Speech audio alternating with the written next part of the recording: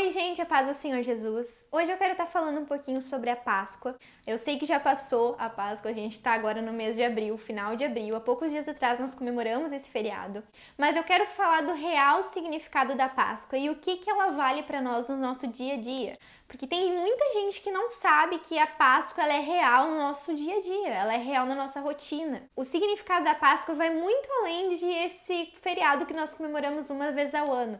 Mas a Páscoa é um acontecimento que, tanto no Velho como no Novo Testamento, ela simboliza uma só palavra, que eu posso resumir aqui para vocês, um spoiler: vida. A Páscoa é vida. E eu queria então conversar com vocês um pouquinho sobre isso. Vocês devem conhecer a história de José. José foi quem foi para lá no Egito inicialmente, passou por toda uma série de coisas, mas no final ele chegou no propósito dele, que era ser governador do Egito. Ali então ele trouxe a sua família, que no caso seu pai era Jacó, que também é Israel, filho de Isaac, que é filho de Abraão, que todos nós conhecemos a história. E ali o faraó, que ele só estava abaixo de faraó disse para ele que podia trazer a sua família.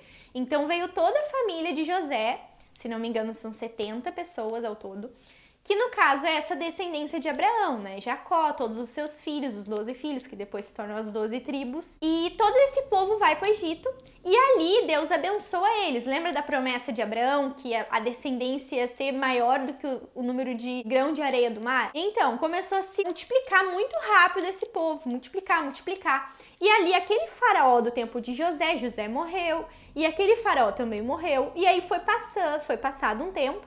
E o faraó da época, depois de um tempo passado, ficou apavorado com a quantidade, de pessoas, de hebreus que havia ali. Então ele decidiu, para o povo não tomar conta e querer tomar conta do reino, ele decidiu colocar todo esse povo como escravo.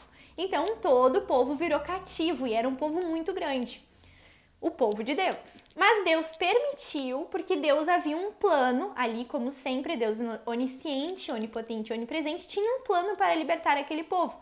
E o libertador foi Moisés. Moisés foi escolhido por Deus, vocês devem lembrar da história. É dentro da história de Moisés que veio a primeira Páscoa. Então ali Deus enviou as 10 pragas do Egito que a gente conhece. E a 10ª praga é a que nós conhecemos como Páscoa, a primeira Páscoa. No capítulo 11 de Êxodo, o Senhor começa a explicar o que seria a Páscoa, como seria todo o processo e por que a Páscoa seria a libertação. A Páscoa, lá naquele tempo, foi a libertação do povo. E a segunda Páscoa a gente conhece, que é a ressurreição de Jesus, a morte e a sua ressurreição, mais precisamente a sua ressurreição, que é a nossa libertação também. Nós também somos libertos através desse sacrifício que aconteceu lá quando Jesus se deu naquela cruz. Então veja, a mesma libertação do povo do Egito foi a libertação que Deus fez conosco nos dias de Jesus. Eu quero chamar a atenção de um versículo, que é capítulo 12, versículo 13, que diz o seguinte: o sangue será um sinal para indicar as casas em que vocês estiverem.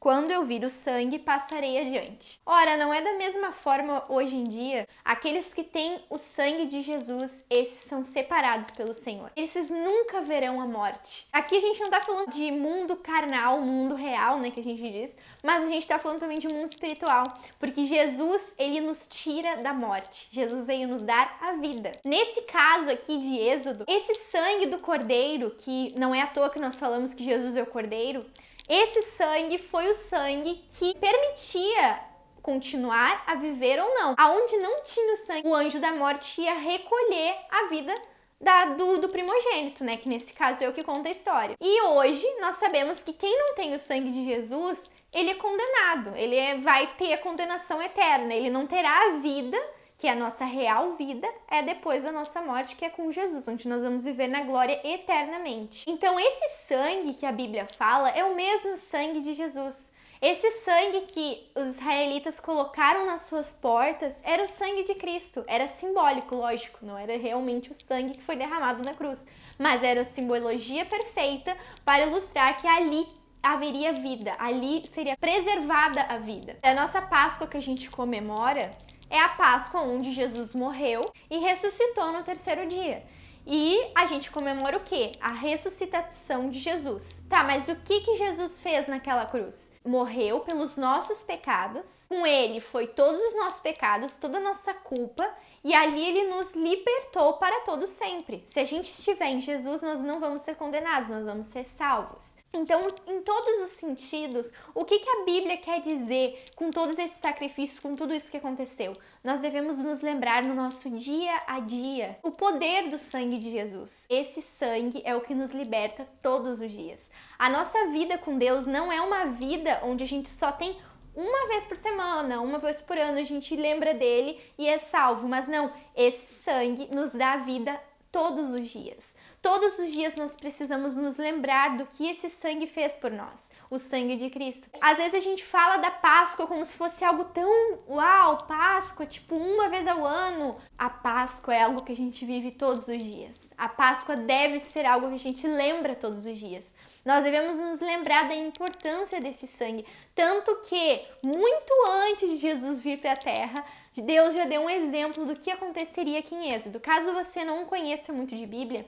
o Velho Testamento inteiro fala de Jesus. Só que se você ler sem conhecer Jesus, sem saber da história, você talvez não entenda. Mas se você ler com o Espírito Santo, conhecendo a história, você vai ver que Jesus em diversas passagens está presente. Uma prova disso, para vocês não dizerem que é heresia da minha parte, está em João 1:1, que diz o seguinte: no princípio era aquele que é a palavra. Ele estava com Deus e era Deus. Ele estava com Deus no princípio, todas as coisas foram feitas por intermédio dele. Sem ele, nada do que existe teria sido feito. Nele estava a vida, e essa era a luz dos homens. A luz brilha nas trevas, e as trevas não a derrotaram. Então aqui João já está falando da palavra, que é Jesus, que já estava lá na criação. Jesus esteve presente em todo o tempo, porque Jesus é Deus, né? Então aqui João comprova que Jesus era a vida, Jesus sempre foi a vida. E Jesus foi a vida naquele Êxodo, Jesus foi a vida quando morreu naquela cruz, e Jesus é a nossa vida.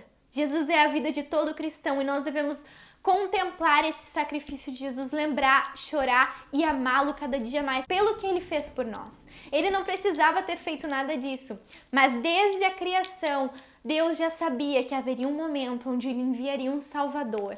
Tanto que ele já falava sobre isso no Velho Testamento em várias vezes. Ele sempre profetizou a vinda do Messias que nos salvaria. Deus sabia que a humanidade se corromperia a tal ponto. Tanto que ele deu inúmeras chances da humanidade se redimir, mas sempre se corrompia.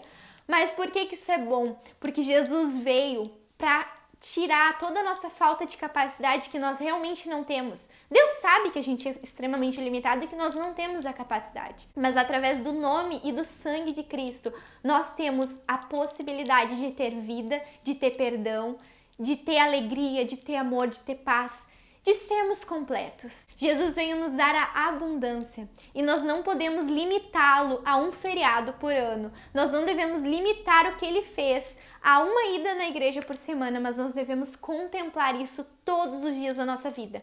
Tente lembrar de todos os dias, quando você levantar, agradeça pela sua vida. E quando for fazer uma oração, diga: Senhor, obrigada por ter se entregado naquela cruz por mim. Obrigada por ser vida. Se não fosse Cristo, nós já estávamos condenados. Mas graças a Cristo, nós somos salvos e somos libertos e temos a possibilidade de ter uma vida eterna com Jesus, com Ele lá no céu. Amém? É isso que eu queria falar. Espero que vocês tenham entendido o que eu quis dizer. E até o próximo vídeo. Um beijo!